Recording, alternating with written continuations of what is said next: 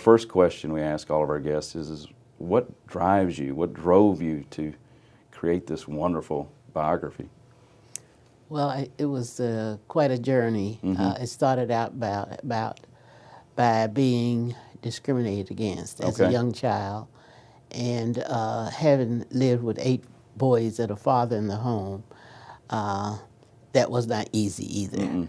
So being the only girl, I was told that I was a girl and that I must just sit and stay in the house and do housework, which I did not like. No.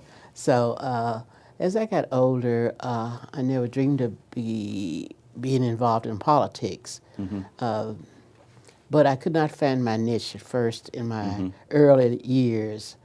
The war came along, Sure. World War II, so that gave me an opportunity to get a job in Buffalo as a riveter, and from there, different other jobs. But the thing that got me involved in politics was a lady who was a member of my church.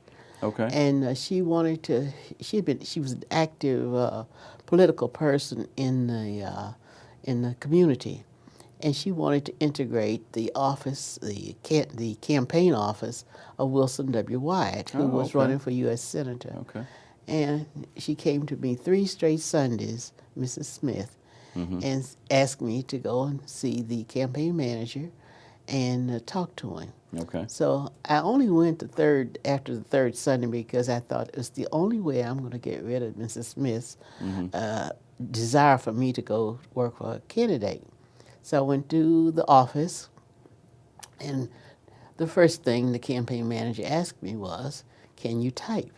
And I said, "No."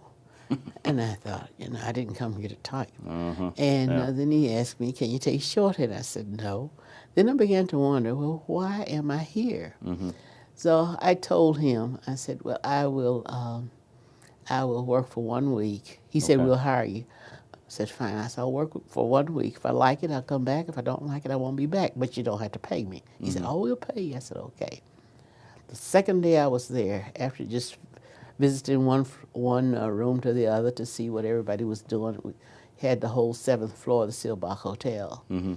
And I saw these so-called important people coming in, mostly white men, governors and state senators and others, smoking their big cigars and going into the room, making decisions for everybody, including me.